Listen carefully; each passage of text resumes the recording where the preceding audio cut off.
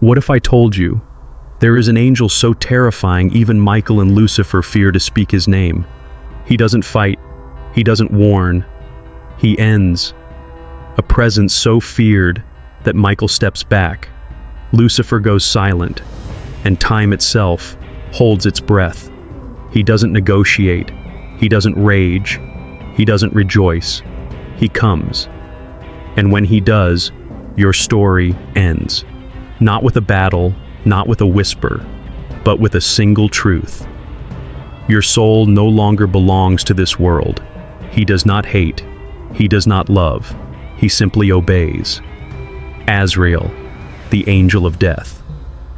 And what makes him terrifying is not what he does, but what he reveals at the final breath. But who is he, really? Where did he come from? Why was he chosen to carry out what even angels fear to touch? What unspeakable form does he take, and what will he look like when he comes for you? This is Echoes of the Nazarene, where legend meets revelation, where forgotten angels rise and ancient truths are carved into eternity. Subscribe now and step beyond the veil. Chapter 1. Origins. The day death was born. Death was not part of Eden until one man chose it. In the beginning, there was no such thing as death. There were no funerals, no graves, no last breaths. Because Eden, God's perfect garden, was a world untouched by endings.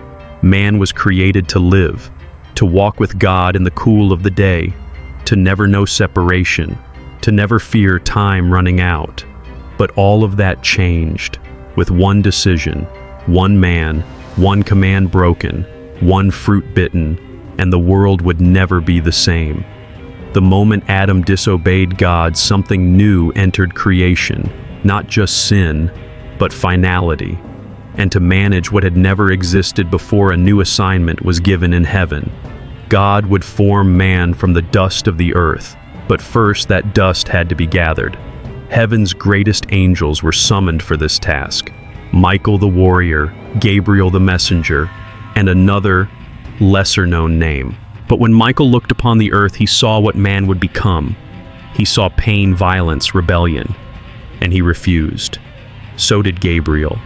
He too could not bear to touch the earth that would be stained with blood. Both of them stepped back. But then, a third angel stepped forward. He wasn't the most famous.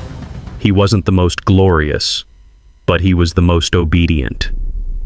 Azrael. Without hesitation, he descended. He touched the trembling soil. He lifted it in silence, and he brought it before God. That simple act changed everything, because the dust he carried would become the first man, and one day, that man would die. From that moment, Azrael was chosen, not by force, not by punishment, but by divine trust.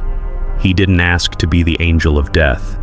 He was chosen because he didn't question the will of God. And so while others feared what man would bring, Azrael obeyed. And the one who carried the dust of life would also be the one to carry the soul at its end. Azrael didn't choose death, but death chose him. He didn't rebel like Lucifer. He didn't speak like Gabriel. He didn't fight like Michael. He accepted the quietest and hardest role, to stand at the doorway between worlds, to come for every soul without bias, without delay, without pride. He was not created to destroy. He was appointed to escort, to guide souls from one realm to the next. Not as an enemy of life, but as a servant of eternity.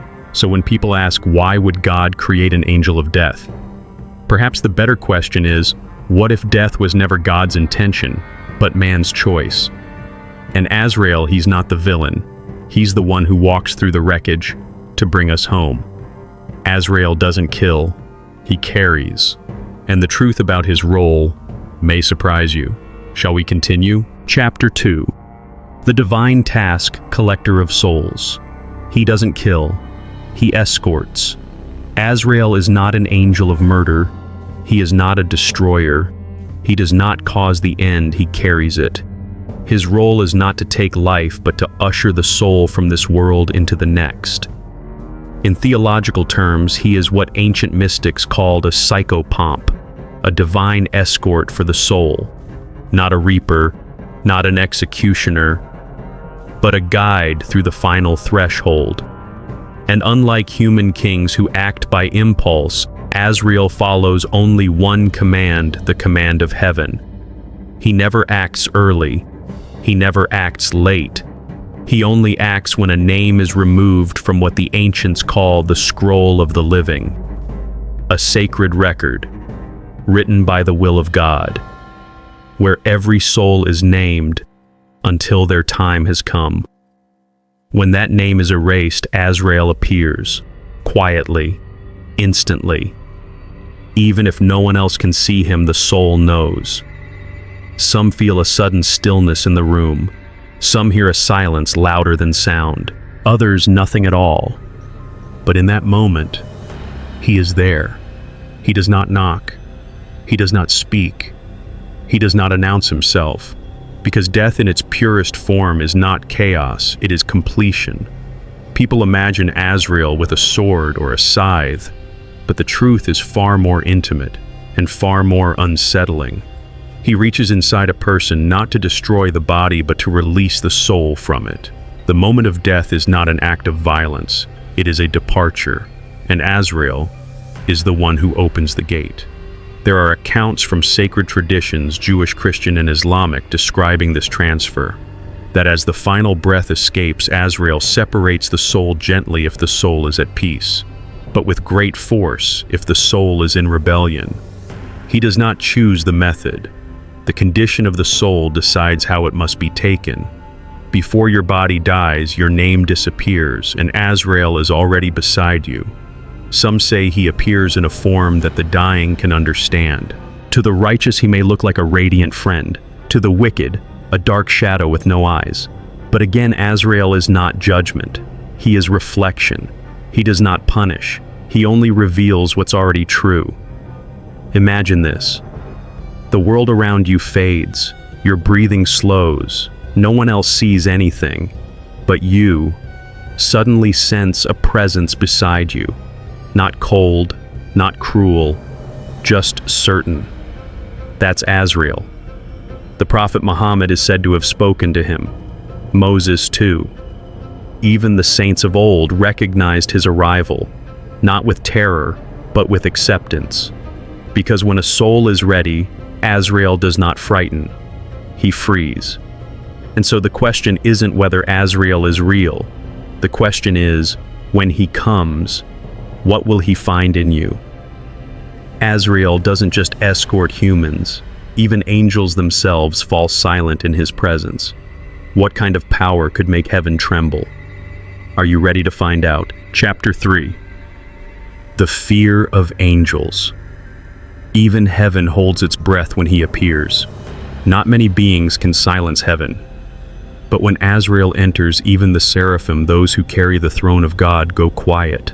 No songs, no shouts, no movement, only stillness.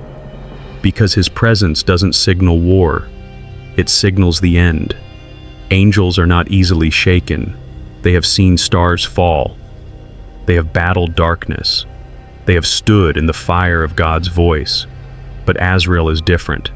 He doesn't radiate wrath. He doesn't command armies. He doesn't carry judgment. And that is exactly what makes him terrifying. Because he answers to no one except the direct will of the Most High. He does not follow celestial rank. He is not bound by angelic order. There is no chain of command above him, only God's command itself. Azrael doesn't only take human souls. If commanded, he can remove the breath of anything that lives, demon, beast, angel, king. If their name is erased from the scroll, he comes. No argument, no resistance, no delay. It is said in ancient traditions that even Lucifer once fled from him. In the early days before the fall, Azrael was known not for rebellion but for absolute obedience. And obedience is more powerful than ambition. It's more feared than strength, because it cannot be bribed, flattered, or deceived. Azrael has no ego, and that makes him unstoppable. Lucifer tempts, Michael fights, but Azrael ends. When Michael enters a battle, heaven watches. When Gabriel speaks, the heavens listen. But when Azrael appears, heaven holds its breath, because it means a soul is leaving, a page is turning, a cycle is closing. It means God has spoken. And the final note of that command is Azrael's arrival. There are texts that suggest Azrael was present during the fall of great empires, not to judge them but to seal their time. The fall of Babylon, the destruction of Sodom, the crumbling of ancient thrones. Each time an invisible figure stood at the edge of history, not interfering, just waiting. Azrael does not intervene. He concludes. Even among angels there is awe around his name, not because he is cruel, but because he is final. He represents what even immortals cannot escape: closure. In one Jewish legend, a mighty angel tried to challenge Azrael, not with violence but with pride. Azrael said nothing. He simply touched him, and the challenger ceased to exist. Not burned, not shattered, just erased. Azrael is the reminder that no being, no matter how glorious, outlasts God's will. He is not death itself. He is the key that unlocks it, and that's why even the angels fear him. So the question is not, why does Azrael frighten mankind? The real question is, why does he frighten heaven? Because he is not a force of destruction. He is the closing line of God's decree. He sees you before you see him. 70,000 limbs, 4 faces, wings of mercy and wings of judgment. What does the angel of death truly look like? Are you ready to face the image that even angels fear? Chapter 4. His inhuman form. He sees everything. He touches all. What does the angel of death look like?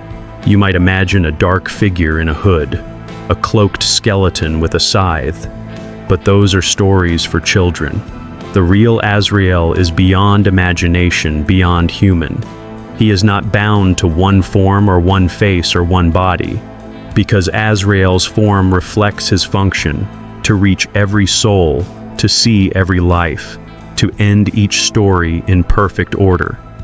According to ancient texts, Azrael has 4 faces, each one facing a different direction: east, west, north, south.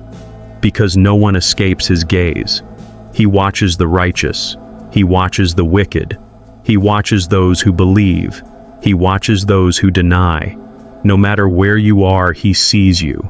Not because he's everywhere, but because he was built to see all. His body is said to have 70,000 limbs, not metaphor, not myth. Each limb is mystically connected to a living soul. You have a thread within him. Your name, your breath, a piece of you already tied to his form. And on each of these limbs are eyes and tongues, endless eyes watching life unfold, endless tongues recording every word spoken.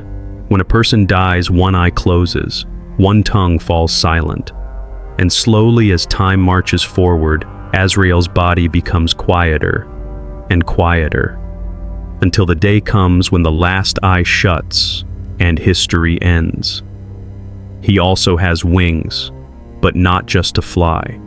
His wings are divided, wings of mercy and wings of judgment. When he comes to the righteous, his wings shield them, soft, radiant, comforting.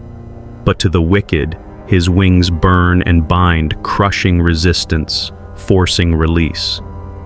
Azrael does not choose which wings to use. Your life decides that for you. Your soul is already part of him. The question is, when will it return?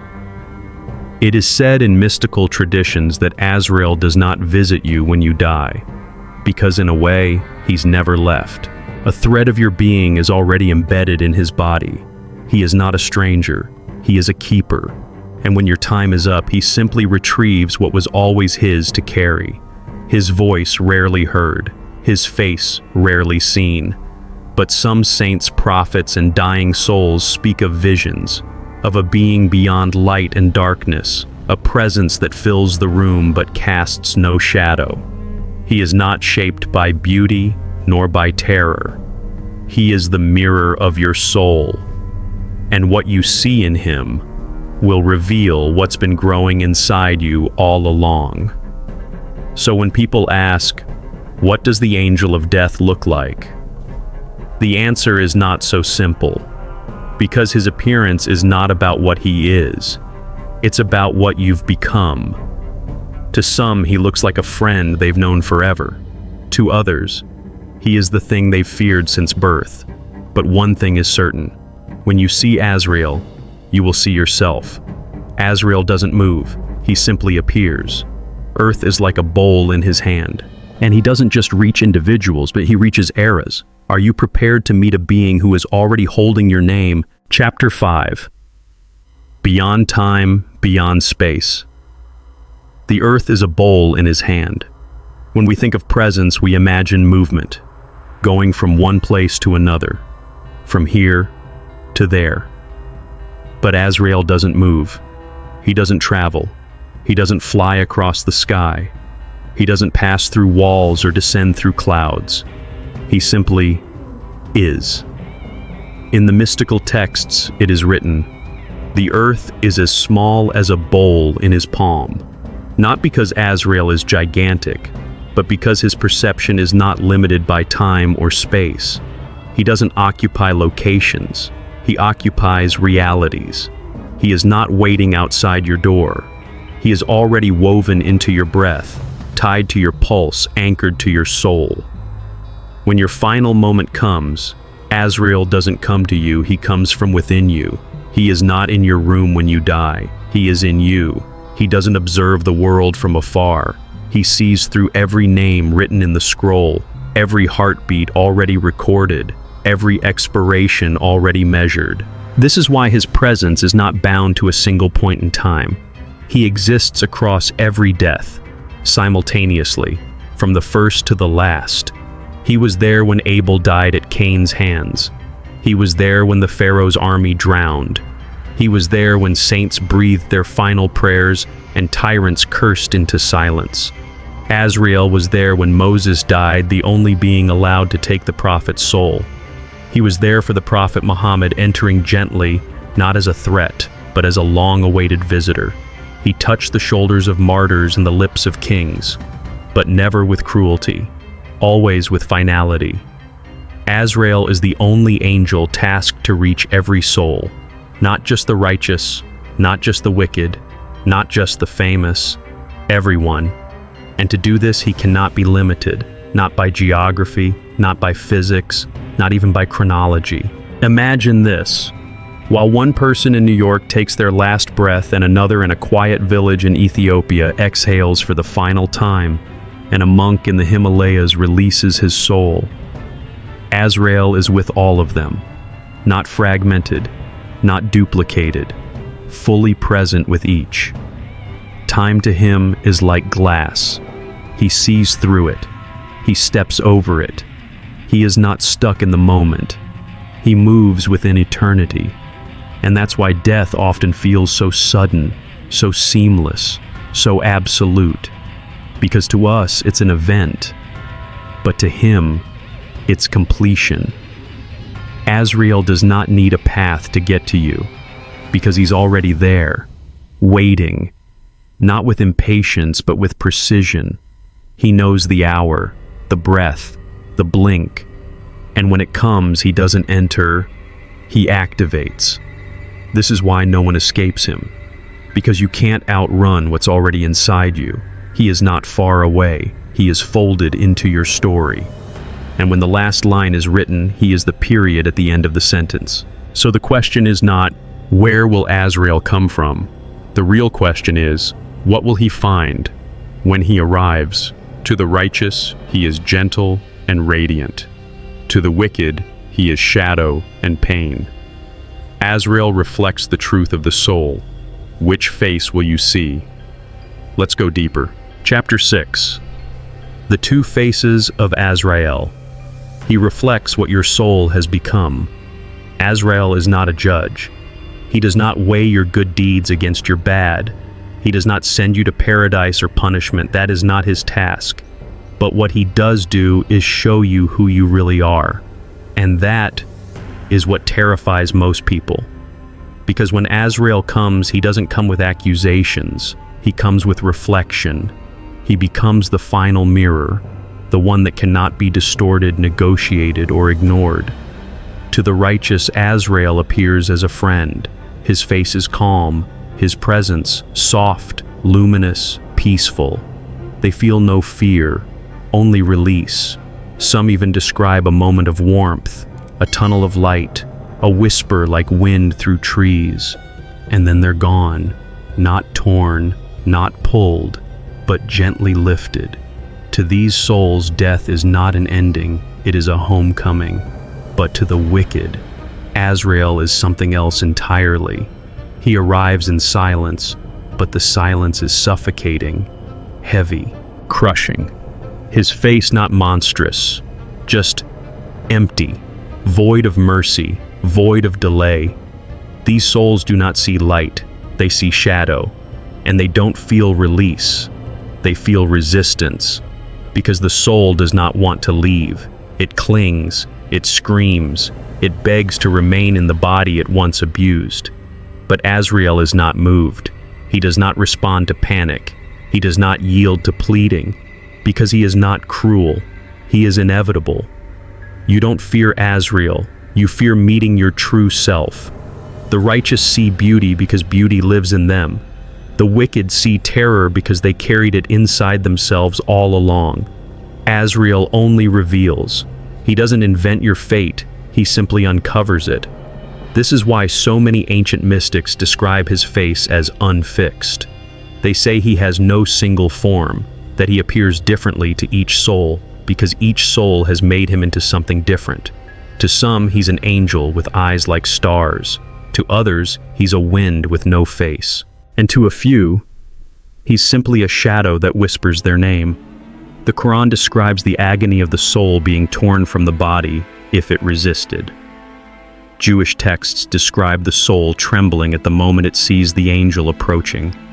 Christian mystics speak of a great light or a great emptiness. And in every tradition, the soul's condition determines the experience. So what makes Azrael terrifying is not his power, it's his honesty. He does not lie. He does not flatter. He does not delay. He comes when your time has arrived and shows you exactly what eternity looks like for you. That's why some people live in denial of death. They don't fear Azrael's face. They fear the possibility that when they see it, they won't like what it reflects. So if you fear him, ask yourself why. Is it because he's cruel, or because you're not ready to face the person you've become? Azrael doesn't bring the pain. He just reveals the wounds you never healed. And once you see him, you can't look away. You can't unknow. You can't unbecome. Because by then, becoming is over. He appears not only in death, but sometimes just before it. In visions, in warnings, in poetry written by those who sensed his breath. What happens when Azrael walks through your dreams? Let's find out. Chapter 7. Azrael in Dreams. Prophecy and Poetry. He sometimes warns you in your sleep. Not every encounter with Azrael happens at death. Some happen long before in whispers, in symbols, in silence, and sometimes in dreams. Across cultures, across centuries, there are stories of those who glimpse the angel of death before their final breath, not as terror, but as a guide, a reminder, a prophecy. In the mystic traditions of Islam, Judaism, and Christianity, death is not merely an end, it is a revelation, and Azrael is its messenger. The great Persian poet Rumi once wrote, "Death is not the end of the story, but the beginning of its unseen chapter." According to legend, before his death, Rumi had visions of a brilliant figure cloaked not in darkness but in radiant stillness. He called him not the angel of death, but the angel of return. Likewise, Nasir Khusrau, the great philosopher and mystic, wrote of a being who appeared in his sleep surrounded by light and wind. He did not fear it, he welcomed it. He claimed that in the dream the figure did not speak, but his presence carried clarity, like the lifting of a veil. He awoke in tears, not of sorrow but of readiness. In the West, the Christian writer G.K. Chesterton once called death not a darkness that swallows, but a silence that sings you home. Some believe Chesterton was referring to Azrael. He never named him directly, but in his letters and late poetry, he speaks of an angel who waits not with a sword, but with open arms. Azrael appears in dreams not to terrify, but to invite awareness. He reminds the soul, you are not promised tomorrow, you are not the author of your time, but you are the keeper of your readiness. He's not the monster under your bed, he's the silence that sings you home. In many ancient stories, people describe waking from dreams with sudden peace. No words, no images, just a presence still lingering, as if someone had stood at the foot of their bed and left without a sound. Some ignored the dream, others changed their lives. Because when Azrael shows himself before your final hour, it is not to take, it is to prepare. In Sufi thought, death is not a wall but a doorway that the soul already senses even before the body begins to fail. And it is said Azrael knocks gently long before he enters. But here's the mystery. Not every dream of death is a warning. Sometimes it is a gift, a glimpse of peace, a holy reminder, a call to remember that this life is not the end. Poets have described him in countless ways, as a windless shadow, as a whisper in the trees, as a flicker behind your shoulder, as a stillness that slows the heartbeat just enough for the soul to listen. He doesn't speak loudly. He doesn't force his presence, but those who sense him never forget. Because when Azrael walks through your dream, your spirit remembers something your mind has forgotten that you are passing through. That your story is not infinite, but that it can end beautifully if you're ready. So if you ever feel the weight of stillness in the night, if you dream of someone watching gently but saying nothing, if your soul trembles without fear, maybe it wasn't a nightmare, maybe it was a visitor. Azrael is not death. He governs it, he outlives it, and on the final day when death dies, Azrael will be there to watch it fall. Shall we continue? Chapter 8. Death versus Azrael. He rules what others dread. Most people think Azrael is death, but that's not true. He is not death itself. He is its keeper, its governor, its servant by command, but master by authority. Death is a creation. Azrael is a being. In sacred texts, death is described not just as an experience, but as a separate force, a created entity under the authority of God. In some traditions, death is imagined as a shadow, as a beast, as a roaring void. But no matter its shape, it is not eternal. It had a beginning, and one day, it will have an end. Azrael was not born from death. He does not come from the void. He was appointed to command it, to regulate it, to restrict it, to ensure it obeys the will of God, not the chaos of fear. When a person dies, Azrael does not become them, and death does not swallow them. Instead, Azrael guides them through death as if leading someone across a collapsing bridge, 1 foot in the realm of decay, 1 foot in the realm of eternity. He walks beside the dying soul, but never as death itself. He oversees the transition, never consumed by it. Even death has an end. But Azrael watches until the final breath of time. In Islamic tradition, there is a profound image. On the day of judgment, God will summon death itself, and it will appear in the form of a ram. Before all creation, before the righteous and the wicked, God will slaughter death, and the voice will thunder, "O people of paradise, eternal life is yours, never shall you die. O people of hell, eternal torment is yours, never shall you escape." And when that moment comes, Azrael's task will be complete, not because he failed, but because his assignment will have run its course. He will not resist the end of death. He will not mourn it. He will watch. because Azrael was never death's victim.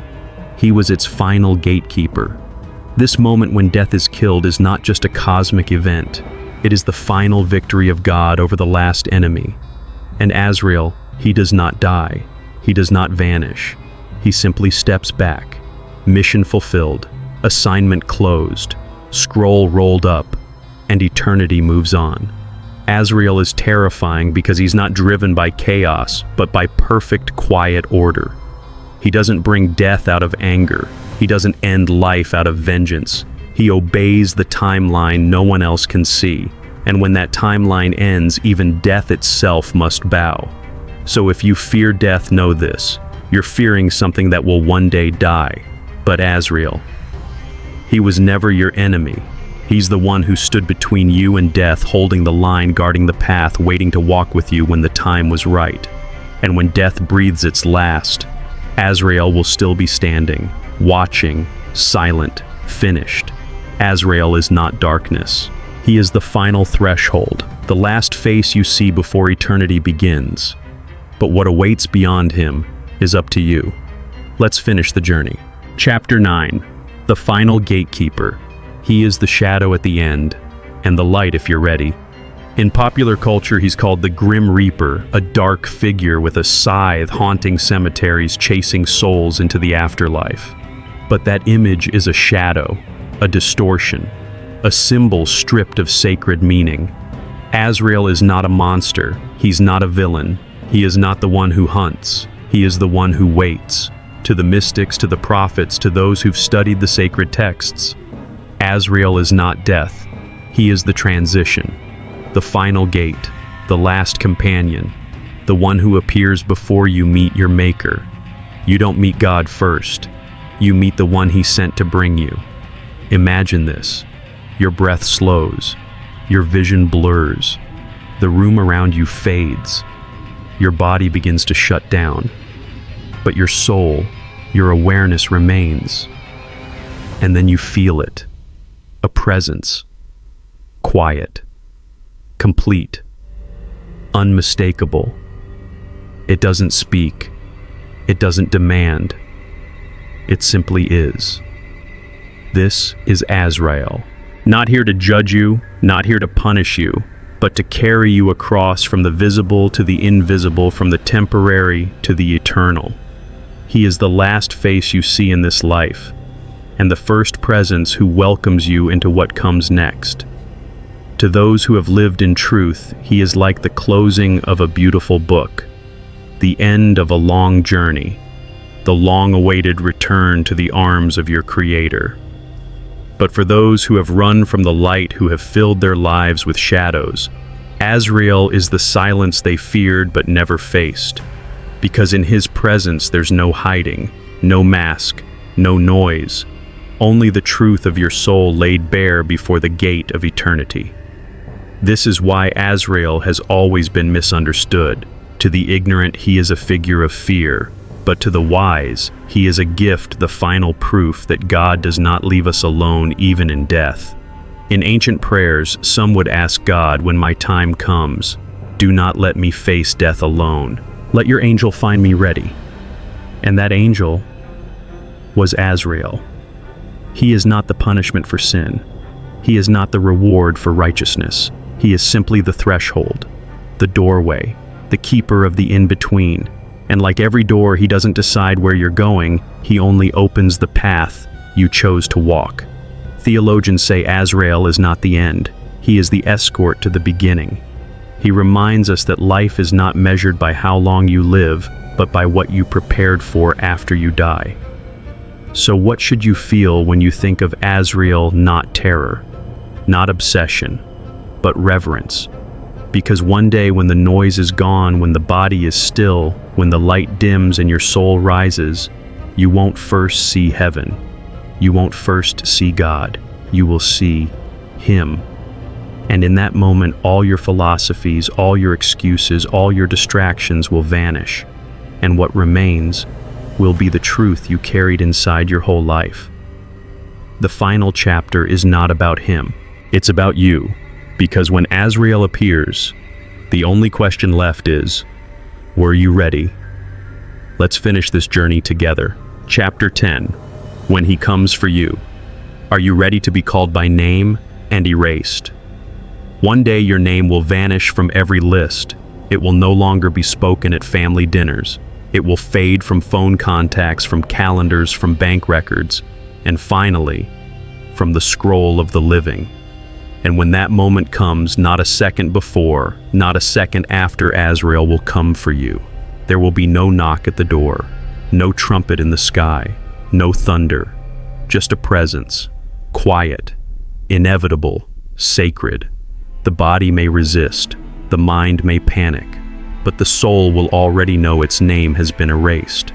Because death doesn't begin when your heart stops. It begins when your purpose ends, when your assignment in this world is complete. You will not be asked how much money you made, or how many people admired you, or how famous you became. You will be asked one question only. Were you who you were created to be? And Azrael will not judge you. He will simply stand and reflect what you already are. If you lived in truth, he will feel like peace. If you lived in fear, he will feel like terror. If you lived for others, he will feel like release. If you lived only for yourself, he will feel like loss. The scariest thing isn't Azrael. It's what you carry when you meet him.